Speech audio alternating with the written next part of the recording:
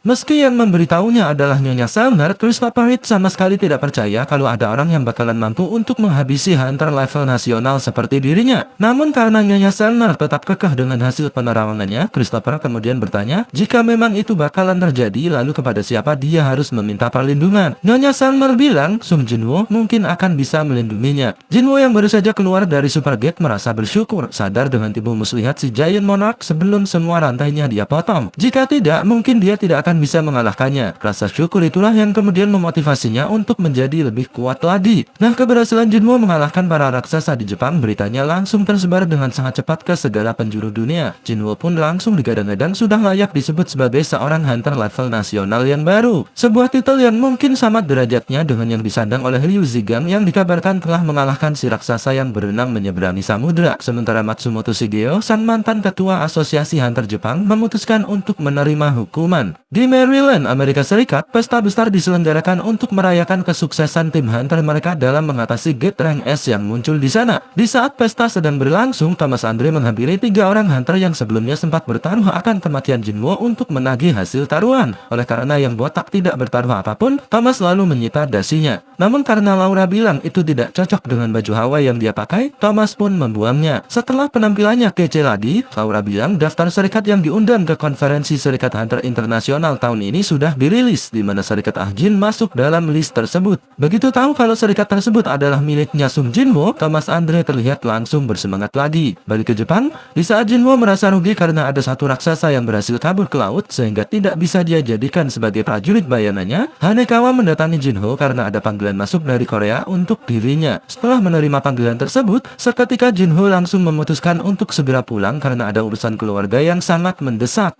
Begitu sampai di Korea, Jinwoo langsung disambut oleh orang kepercayaan ayahnya untuk diantar menemui sang ayah. Dalam perjalanan, Jinwoo akhirnya tahu kalau ayahnya sudah divonis mengalami tidur abadi. Namun sebagai seorang hunter yang belum bisa mengendalikan energi sihirnya, Jinwoo dilarang mendekati ayahnya yang sudah terlelap di sebuah ruang isolasi. Si orang kepercayaan ayahnya itu kemudian memberikan sebuah buku kepada Jinwoo yang ternyata isinya adalah clipping tentang dirinya dan kakak-kakaknya yang disusun sendiri oleh sang ayah. Dia bilang ayahnya punya ekspektasi tinggi terhadap anak-anaknya karena sangat menyayangi mereka. Nah, di saat akan diantar pulang ke rumah, Jinwoo seperti merasakan sesuatu. Namun saat berbalik, dia tidak melihat apapun yang mencurigakan. Setelah Jinwoo pergi, baru diketahui kalau itu tadi adalah Jinwoo yang diam-diam masuk ke ruang isolasi. Merasa tersentuh, Jinwoo akhirnya memutuskan untuk memberikan Holy Water of Life kepada ayahnya Jinwoo. Sehingga saat kakak perempuannya Jinwoo datang, ayahnya sudah kembali siuman. Meski terlalu dini, itu adalah hadiah ulang tahun yang Jinwoo berikan untuk Jinwoo.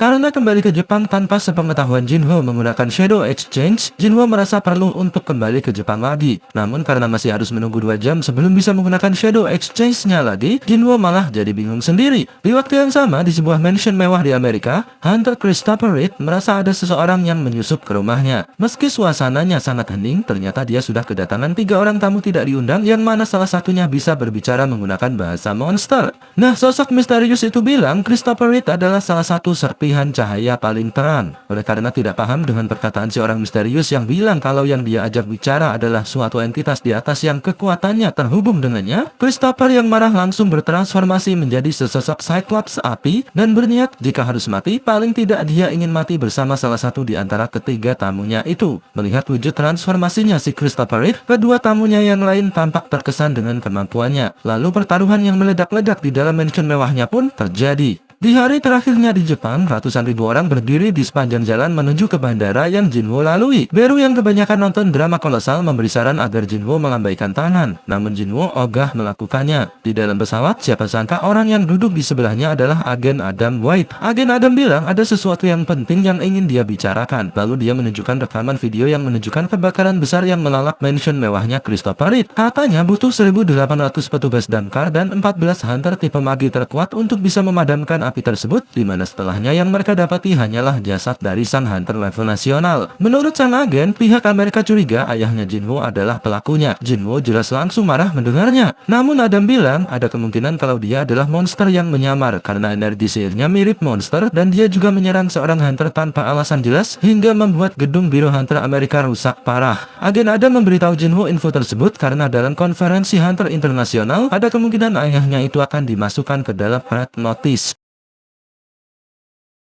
Agen Adam beralasan karena Federasi Hunter Amerika ingin menjalin hubungan baik dengan Sung Jinwoo, makanya dia memberitahu info tersebut lebih awal sebelum foto ayahnya itu terpampang di pertemuan para hunter dunia. Lalu setelah merasakan sendiri kekuatan telekinesisnya Jinwoo, Agen Adam yakin kalau Jinwoo memang sudah layak disebut sebagai hunter level nasional yang ke-6. Nah, konferensi Serikat Hunter Internasional adalah tempat di mana Serikat Hunter yang terpilih untuk mewakili negaranya saling berdiskusi membahas masa depan dunia perhunteran. Di mana tahun ini dunia dibikin heboh karena Serikat Ahjin terpilih untuk mewakili Korea Selatan. Dengan diundangnya Serikat Ahjin, otomatis Federasi Hunter Dunia secara resmi sudah mengakui serikat yang hanya punya satu top ranking hunter itu setara dengan serikat yang punya banyak top ranking hunter. Hunter Choi selaku ketua dari Serikat Hunters yang sebelumnya rutin menjadi perwakilan dari Korea sendiri, mengakui di depan para wartawan kalau keputusan Federasi Hunter Dunia itu sudah sangat tepat karena meski Serikat Ahjin cuma punya satu orang hunter, tetapi seorang hunter itu adalah Sung Jinwoo.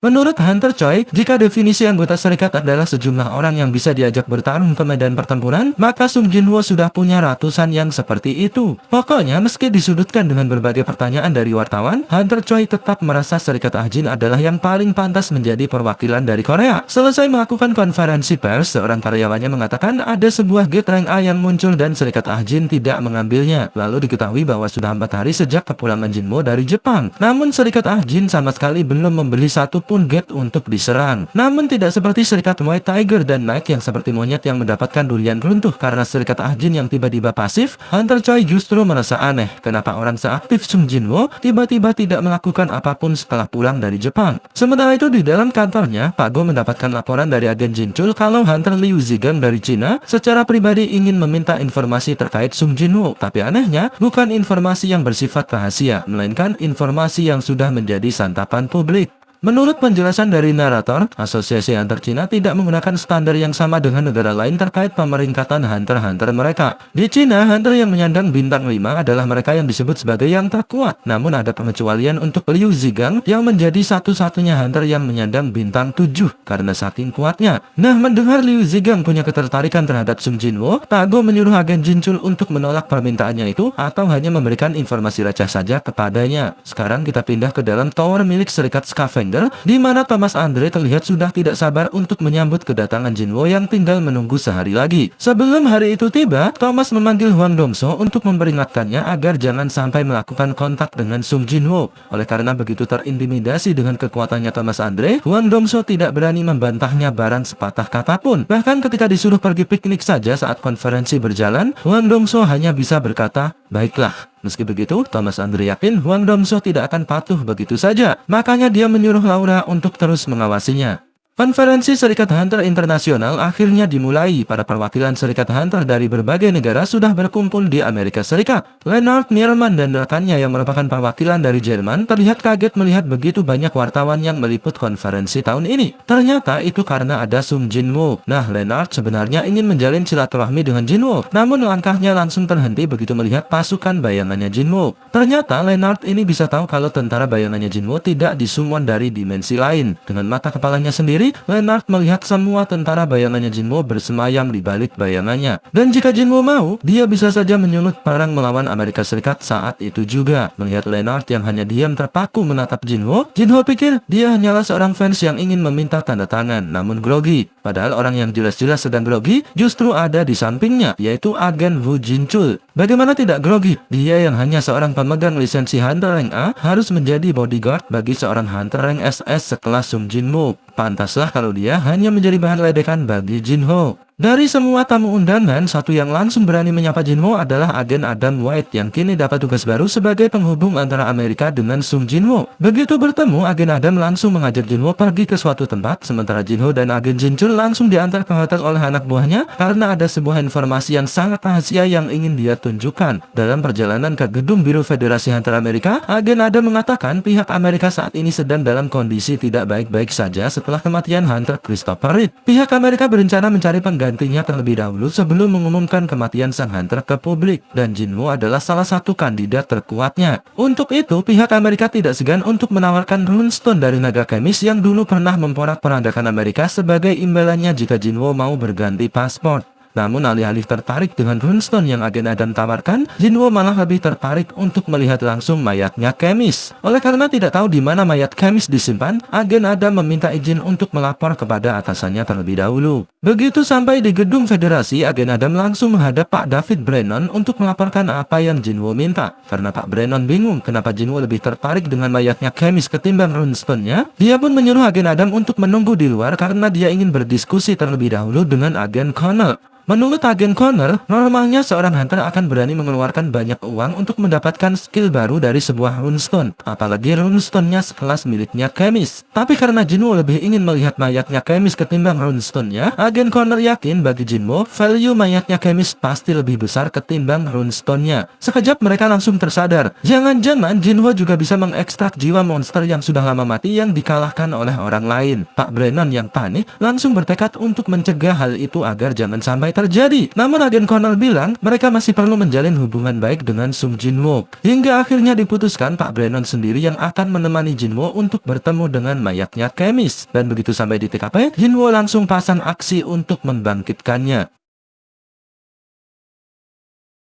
Setelah gagal dalam percobaan pertamanya, Jinwoo akhirnya berhasil memanggil jiwanya Kemis. Semua orang yang melihatnya jelas langsung panik bukan kepalan. Apalagi begitu melihat ada manusia di depannya, jiwa Kemis langsung bernafsu untuk menghabisi mereka semua. Saking nafsunya, kaca pelindung ruang isolasinya langsung dibuat remuk berkeping-keping. Untungnya, sebelum Kemis sempat menembakkan biju damanya, Jinwoo sudah lebih dulu menyuruhnya untuk berhenti. Siapa sangka tidak hanya mematuhi perintah Jinwoo, jiwa Kemis juga langsung bertekuk lutut mengakui Jinwoo sebagai majikan barunya. Nah, Kemis ini ternyata dulunya adalah pelayannya King of the Berserk Dragon, Sang Destruction Monarch. Tidak mengherankan jika Jinwoo merasakan ego yang sangat kuat dari diri sang naga dan meyakininya sebagai yang terkuat di antara semua monster yang pernah dia temui. Pak Brennan dan agen Connor yang melihatnya jelas sangat terkejut. Bukan hanya karena Jinwoo bisa berbicara bahasa monster, tetapi juga karena dia bisa membuat ekor Kemis bergoyang-goyang seperti seekor anjing yang sangat senang sekali bermain dengan majikannya. Mendengar Kemis menyebut nama mantan majikannya, Jinwoo jadi curiga kalau sang Raja Naga adalah satu dari 9 monark yang Giant Monarch katakan sebelumnya. Oleh karena Kemis sudah mati sejak 8 tahunan yang lalu, kekuatan Shadow Monarch pun sama sekali tidak mampu untuk mengekstrak jiwanya. Jiwa Kemis yang sudah berhasil Jinwoo panggil pun langsung berpamitan setelah pertemuan yang sangat singkat itu. Meski sangat singkat, Kemis mengaku iri dengan para monster yang bisa mengabdikan dirinya kepada Jinwoo. Lalu sebelum menghilang sepenuhnya, Kemis memberitahu Jinwoo kalau di dunia ini ada 4 orang yang meminjam kekuatan rulers dan Jinwoo harus berhati-hati dengan mereka. Setelah resmi gagal menjadikan Kemis sebagai pengikutnya, Jinwoo meminta maaf atas semua kerusakan yang dia timbulkan dan berjanji akan menanggung semua ongkos perbaikannya. Pak Brennan dan agen Adam cuma bisa saling berpandangan ketika Jinwoo yang gregetan menghancurkan sekalian pintu ruangan dengan sekali pukulannya. Setelah itu agen Adam mengantar pulang Jinwoo ke hotel tempatnya menginap, di mana di sana dia bertemu dengan agen Jinchul yang sepertinya sedang kebingungan mencari di mana Yoo Jinho. Kata agen Jinchul, Jinho pergi setelah menerima telepon dari Jinwoo yang menyuruhnya untuk menunggu di gedung biro Federasi Hunter Amerika. Jinwoo yang merasa tidak pernah menyuruh Jinho untuk menjemputnya seketika merasakan firasat yang tidak baik. Terlebih lagi agen Adam bilang nama Jinho tidak tercantum di daftar buku tamu mereka. Agen Jinchul benar-benar tidak habis pikir, padahal 2 jam sebelumnya seorang hunter dari Serikat Scavenger jelas-jelas sudah menjemputnya. Mendengar hal itu, agen Adam langsung menghubungi pihak Scavenger karena mereka memiliki hubungan yang baik dengan Federasi. Laura yang menerima telepon dari agen Adam seketika langsung curiga kalau itu pasti ulahnya Hwang Dong-soo. Namun agar tidak mencurigakan, dia bilang nanti mereka akan menghubunginya lagi. Saat agen Adam menutup teleponnya, Jinwoo sudah tidak ada lagi di dekatnya. Jinwoo yang memutuskan untuk mencarinya sendiri langsung menyebar pasukan bayangannya ke segala penjuru kota karena Jinwoo lupa menaruh kembali tentara bayangannya di tubuh Jinho setelah kejadian di rumah sakit. Di tempat lain, begitu mendapatkan kabar tersebut, Thomas Andre yang sedang ada urusan langsung memerintahkan semua anak buahnya untuk menemukan Hwang Dong-soo secepatnya sebelum keduluan Sung Jinwoo. Sementara Hwang Dong-soo-nya sendiri terlihat sudah mengoploki Jinho di suatu tempat.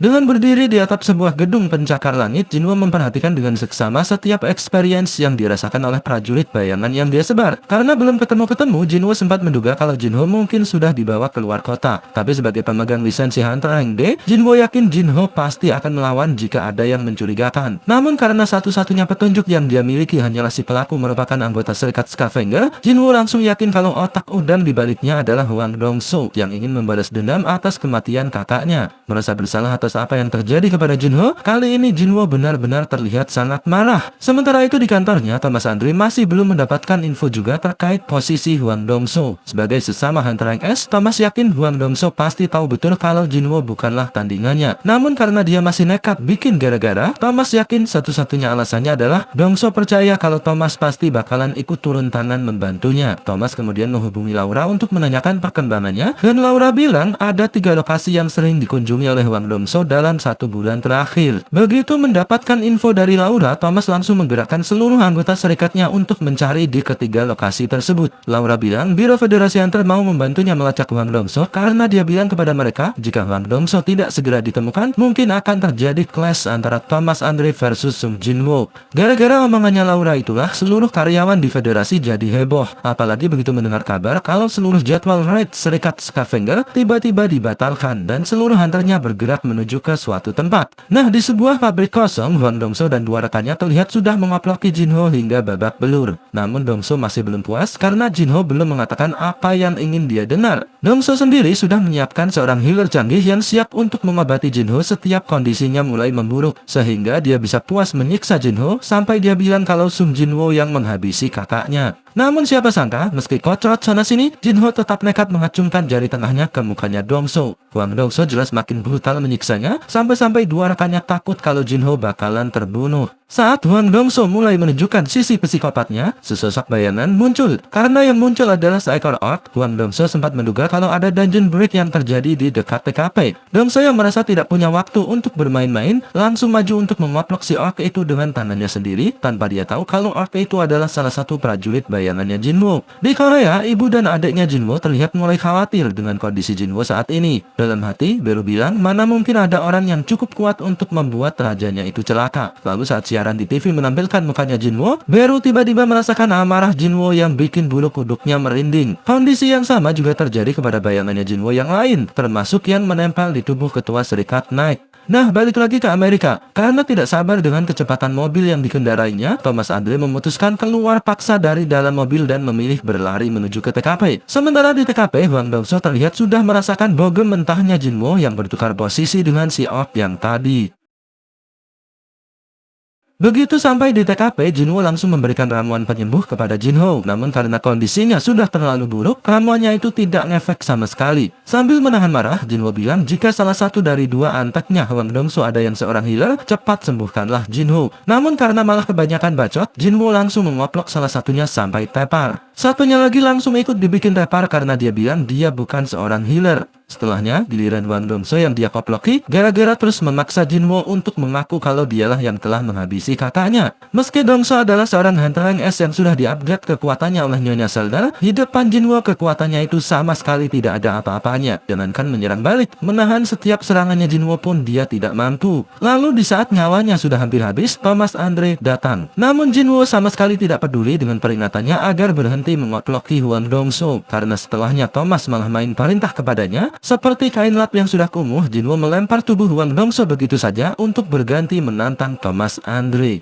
Dalam kondisi sakaratul mautnya, di dalam hati Hwang Dong-so justru merasa senang karena semua berjalan sesuai rencananya. Thomas Andre terpaksa turun tangan sendiri untuk memberi pelajaran kepada Sung Jinwo. Meski begitu, tanpa memandang nama besarnya, Sung Jinwo dengan penuh percaya diri menantang 1 dari 5 hunter level nasional itu untuk berduel. Thomas yang tumbuh besar di lingkungan yang sangat keras, sudah terbiasa dengan pertumpahan darah sejak kecil. Bahkan sebelum dia mendapatkan awakening, dia sudah tidak terkalahkan dalam setiap pertarungan. Dan begitu dirinya mengalami awakening, posisinya semakin kokoh di atas selayaknya seorang raja sejati. Semua yang menghalangi, dia hancurkan. Dan siapapun yang menentangnya, dia buat bertekuk lutut. Brutalitas adalah jalan keadilannya. Dan karena Jinwo menolak untuk patuh kepadanya, Thomas berniat menghancurkannya sampai berkeping-keping. Di momen yang tepat, para hunter dari serikat Scavenger akhirnya tiba. Thomas Andre yang terdorong keluar gedung, lalu menyuruh semua anak buahnya untuk bersiap. Begitu juga dengan Jinwo. Setelah menyuruh Igris membawa Jinho ke rumah sakit dengan menaiki kaisel, Jinwo langsung menyiapkan tentara bayangannya untuk berperang melawan seluruh anggota serikat Scavenger. Menanggapi tawaran Thomas Andre untuk menyerah, tanpa berkata-kata Jinwoo hanya mengacungkan jari tengahnya. Gara-gara pada universal tersebut, Thomas Andre langsung murka. Perang besar pun sudah tidak bisa terelakkan lagi. Dengan tenaga monsternya, Thomas Andre langsung menerobos lurus ke depan menghancurkan barisan tentara bayangannya Jinwoo. Meski sempat terhenti karena terhalang bariernya Tusk, Thomas langsung melesat lagi seperti peluru meriam menembus bagian kepalanya Tusk mode raksasa. Begitupun Jinwoo, semua hunter yang berhasil menembus pertahanannya juga sudah berhasil dikoprok jatuh olehnya dan pasukan bayangannya. Nah, saat Thomas melesat lurus ke arah Jinwoo, Iron mencoba menghadangnya, namun dia langsung habis dikepret Thomas dengan satu tangannya. Tidak mau menyia-nyiakan kesempatan, Jinwoo langsung membacok bagian perut Thomas menggunakan golok andalannya. Namun bacokannya itu ternyata tidak ngefek sama sekali, malahan setelahnya Jinwoo yang dikepret terbang oleh Thomas. Begitu tubuh Jinwoo melayang di udara, Thomas langsung menggunakan skill telekinesis untuk menangkapnya. Jinwoo yang sempat kaget mengetahui Thomas bisa menggunakan skill itu, kemudian membalasnya dengan menggunakan Dominator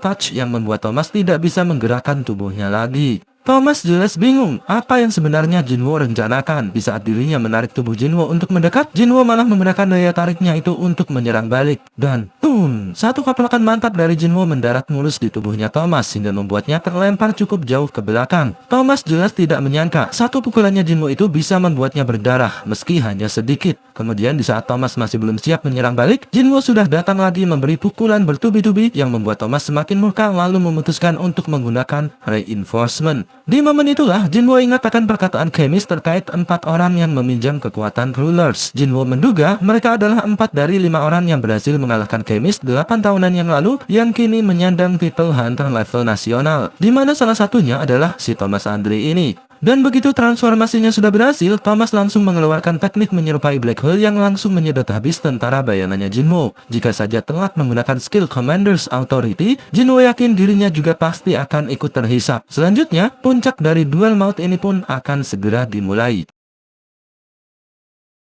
Setelah Thomas Andre mengaktifkan mode reinforcement, para hunter bergegas pergi menjauh dari medan duel. Thomas sendiri langsung meluncur ke arah Jinwoo yang sudah menanti di atas gedung yang kemudian secara kurang ajar menginjak mukanya Thomas dengan menggunakan sepatu kotornya. Thomas yang kembali terdorong jatuh kemudian menangkap Jinwoo yang masih melayang di udara dengan telekinesisnya. Tapi lagi-lagi Jinwoo malah menarik balik tubuh Thomas ke arahnya dengan menggunakan Commander's Authority. Benturan bagi mentah ala Dragon Ball pun terjadi yang membuat armor di bagian lengannya Thomas Andre remuk berkeping-keping.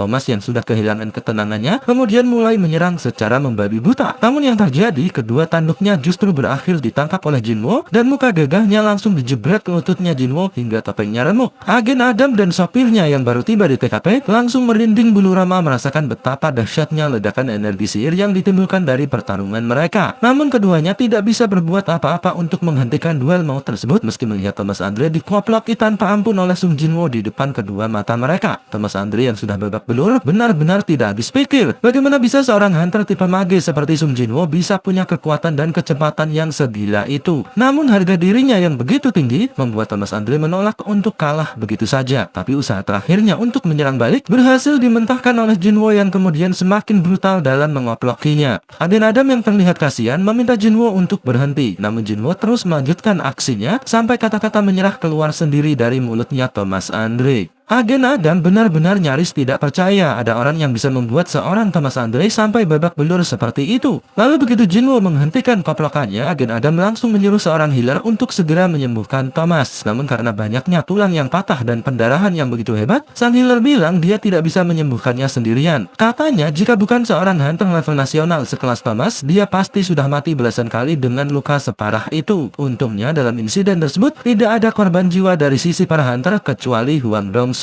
Selesai mengoploki Thomas Andre, Jinwoo langsung bertukar posisi dengan Beru, sehingga dalam sekejap mata posisinya sudah berada di Korea. Di atap gedung apartemennya, Jinwoo seolah mengajak salah satu tentara bayangannya untuk bernostalgia dengan kota tempat tinggalnya itu. Sementara Beru yang sudah berada di Amerika langsung gercep mengobati luka-lukanya Jinwoo yang sudah diopnam di sebuah rumah sakit. Nah, tentara bayangan yang Jinwoo ajak bernostalgia itu ternyata adalah hasil ekstraksi dari jiwanya Hwang Dong-so. Oleh karena ranknya langsung jenderal, bayangan Hwang Dong-so juga bisa berbicara seperti halnya Beru. Dan karena Hwang Dong-so mati akibat keserakahannya sendiri, Jinwoo pun memberinya nama Grid. Setelah ikhlas menerima nama barunya, Grid langsung disuruh push up menggunakan kepalanya oleh Jinwoo. Di hari berikutnya, Jinwoo kembali menjadi magnet bagi para reporter dari seluruh dunia karena kasusnya dengan Thomas Andre gosipnya sudah menyebar. Agen Adam kemudian bilang Biro Hunter Federal sudah bergerak cepat untuk mengunci rapat-rapat info terkait insiden tersebut. Setelah menerima sepasang earphone untuk alih bahasa, Jinwoo memasuki area konferensi dengan satu tujuan pasti, mencari kebenaran tentang ayahnya. Masuknya Jinwoo ke ruang konferensi diiringi bisik-bisik dari peserta lain terkait insidennya dengan Thomas Andre dan kesuksesannya mengatasi Dungeon Break di Tokyo. Dan begitu Jinwoo duduk di kursinya, Dr. Belzer langsung membuka konferensi dengan mengumumkan hasil penelitiannya yang cukup menggemparkan. Meningkatnya jumlah gate dan monster yang muncul akhir-akhir ini ternyata bukan satu-satunya fenomena mengerikan yang sedang terjadi di seluruh dunia. Menurut hasil penelitiannya, Dr. Belzer bilang saat ini muncul aktivitas tidak biasa di langit, di mana konsentrasi energi sihir yang diserap ke dalam atmosfer bertambah sangat padat. Dia menyebutnya sebagai Magisphere. Ada 9 kota dari 9 negara yang memiliki Magisphere yang sangat padat di atas langitnya, di mana yang paling kuat berada di atas langit Seoul, Korea Selatan. Begitu mendengar kata Korea, semua mata hadirin dan hadirat langsung tertuju kepada Sung Jinwoo. Namun Dr. Belzer bilang itu tidak ada hubungannya dengan Jinwoo, karena jika dia bisa mengendalikan Magisphere, dia pasti sudah menjadi dewanya para hunter. Jinwoo yang mendengar jumlah Magisphere ada 9, langsung curiga kalau itu pasti ada hubungannya dengan 9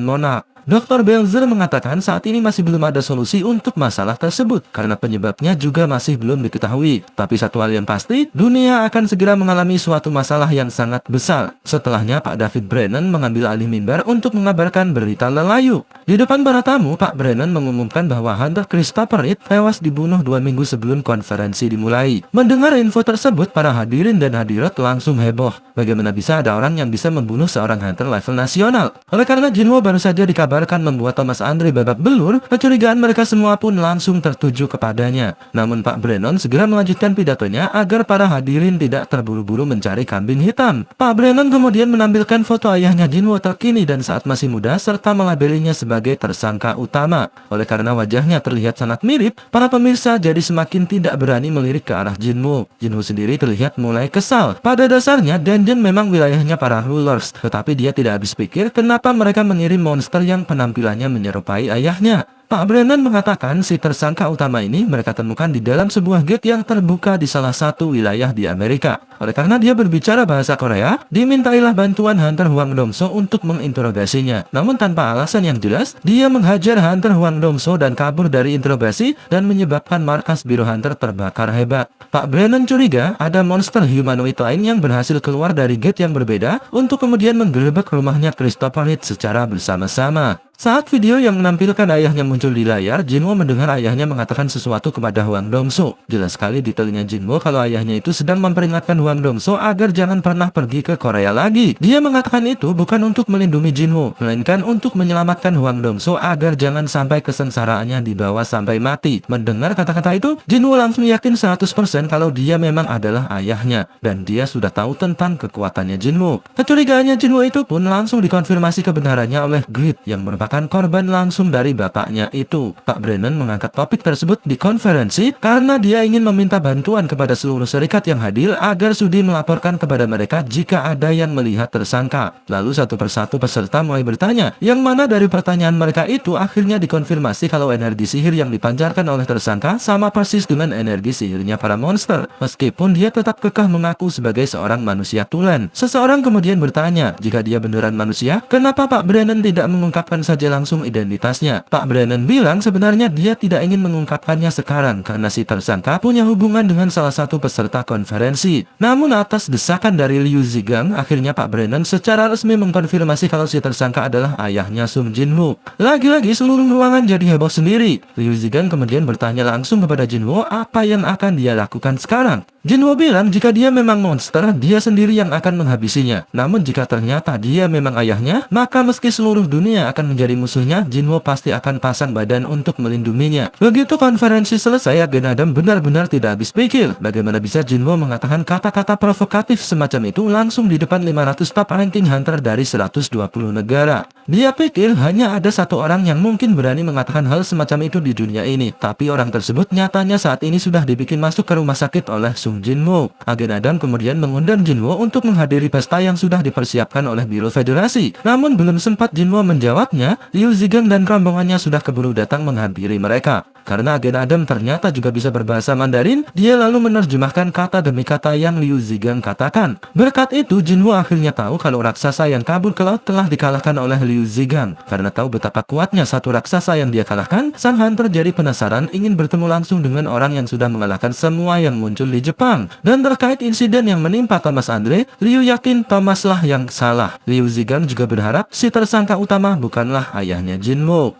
Setelah Liu Zigang berlalu, Pak Brennan menghampiri Jinwoo dan memintanya untuk ikut bersamanya menemui Nyonya Selner. Di depan Jinwoo, Nyonya Selner bercerita kalau setiap malam dia bermimpi melihat para hunter terkuat diburu oleh sesuatu. Lalu mimpinya itu menjadi nyata dengan kematian hunter Christopher Reeve. Nyonya Selner bilang satu persatu hunter terkuat akan mati karena ada satu entitas yang terus memburu mereka. Tapi maksud dan tujuan Nyonya Selner menceritakan itu kepada Jinwoo bukan untuk memperingatkannya, melainkan untuk meminta bantuannya agar mau melindungi para hunter yang lain. Nyonya Selner berkata, dia sudah mencoba untuk mengingat wajah para pelaku, namun usahanya itu selalu gagal. Lalu dia mencoba metode lain yang mirip seperti yang dia lakukan kepada Jinwoo dulu, tetapi hasilnya sungguh mengerikan. Saat mata mereka saling bertemu, si entitas misterius mengusirnya untuk kembali dan menyuruhnya sabar menanti terjadinya perang. Begitu mendengar hal itu, Jinwoo langsung teringat dengan perkataan Giant Monarch terkait perang ulangan antara Howlers versus para Monarch. Jinwoo jadi bingung, mereka yang memburu para hunter sebenarnya ada di pihak yang mana. Oleh karena entitas yang Nyonya Selner lihat mirip seperti yang pernah dia lihat saat menerawangnya, Jinwoo yakin pelakunya adalah para Monarch. Pak Brennan kemudian bilang karena kekuatan musuh mereka di atas para hunter, mereka butuh orang yang kekuatannya juga di atas para hunter untuk menghadapi mereka. Meski awalnya skeptis, tetapi setelah melihat Jinwoo mengoploki Thomas Andre, Pak Brennan jadi yakin kalau Jinwoo memang satu-satunya yang bisa melindungi para hunter itu. Untuk itu, mereka siap memberikan apapun yang Jinwoo minta, bahkan jika itu adalah runestone dari naga kemis, jika Jinwoo bersedia membantu. Namun Jinwoo masih enggan untuk menerimanya. Bukan karena dia masih ada dendam kepada Thomas Andre, melainkan karena dia masih belum tahu harus bertarung di pihak yang mana. Namun saat akan melangkah ke pintu keluar, Jinwoo sepertinya berubah pikiran. Dia pun meminta agen Adam untuk menyiapkan daftar hunter yang harus dia lindungi, serta membuat sebuah acara agar Jinwoo bisa bertemu dengan mereka semua. Lalu, Biro Federasi Hunter pun menyelenggarakan sebuah pesta di malam terakhir konferensi Hunter Internasional untuk mengakomodir permintaannya Jinwoo. Berkat pertolongan dari Beru, Jinwoo terlihat sudah sembuh total saat pesta berlangsung. Jinwoo benar-benar merasa terharu karena demi menyelamatkan dirinya, Jinwoo sampai koplok-koplokan dengan Thomas Andre. Di momen inilah skill bisnisnya Jinwoo akhirnya teruji. Jinwoo meminta Jinwoo untuk menghandle masalah bisnis dengan seorang CEO yang mendatangi mereka karena tertarik dengan mayat para raksasa yang Jinwoo kalahkan di Jepang. Sesaat kemudian, agen Adam datang untuk menyerahkan daftar 10 hunter yang akan Jinwoo lindungi. Prioritas dari daftar tersebut disusun berdasarkan besarnya pencapaian dari masing-masing hunter. Menurut agen Adam, jika keberhasilan Jinwoo menangani Superjet di Jepang ikut dihitung, posisi Jinwoo ada pada urutan ketiga atau keempat di bawah Thomas Andre dan Liu Zigang. Nah, meski dalam daftar hanya ada 10 hunter, tetapi Jinwoo memutuskan untuk menempelkan bayangan di semua hunter yang ada di pesta agar bisa lebih cepat dalam melacak keberadaan para monark dan mengetahui dengan pasti siapa kawan siapa lawan. Beberapa waktu setelahnya, suasana pesta jadi sedikit menegangkan karena Thomas Andre datang. Dengan satu tangannya di gips, Thomas mendatangi Jinwoo untuk berterima kasih karena Jinwoo tidak menghabisi seluruh anak buahnya. Thomas juga mengundang Jinwoo untuk menghadiri acara pemakamannya Huang Dongso meski tahu dosa anak buahnya itu tidak layak untuk dimaafkan. Setelahnya, Thomas pergi. Kata Laura, Thomas ingin meminta kontaknya Jinwoo karena dia ingin memberikan Jinwoo hadiah. Laura bilang jika Jinwoo menolak hadiahnya, maka Thomas akan merasa kalau harga dirinya sudah diinjak-injak. Alhasil, Jinwoo bilang sebuah golak yang bagus mungkin sudah cukup. Setelah Laura pergi, agen Adam melanjutkan pembicaraannya dengan Jinwoo terkait hunter yang ada di dalam list. Di saat itulah, Jinwoo baru sadar kalau hunter nomor 6 tidak ada di ruang pesta. Menurut info dari agen Adam, pemerintah Brazil diam-diam sedang melakukan pencarian terhadapnya yang sudah hilang kontak sejak beberapa hari sebelumnya. Jinwoo pikir dia pasti juga sudah wallahu a'lam, sehingga kini tinggal tersisa 7 hunter saja yang perlu dia jaga. Sementara itu di Korea, Pak Go yang sedang sendirian di kantornya kelihatannya sedang kurang enak badan. Ternyata Pak Go dulu sempat divonis usianya tinggal tersisa 6 bulan. Namun ajaibnya, Untungnya sampai sekarang dia masih sehat walafiat meskipun masih tetap harus rutin minum obat. Setelah menutup telepon dari istrinya yang mengingatkannya untuk jangan lupa minum obat, Pak Ago tiba-tiba merasa seperti terisolasi dari dunia luar dan seorang tamu misterius terlihat sudah duduk di kursi tamunya dengan niat yang sepertinya jahat.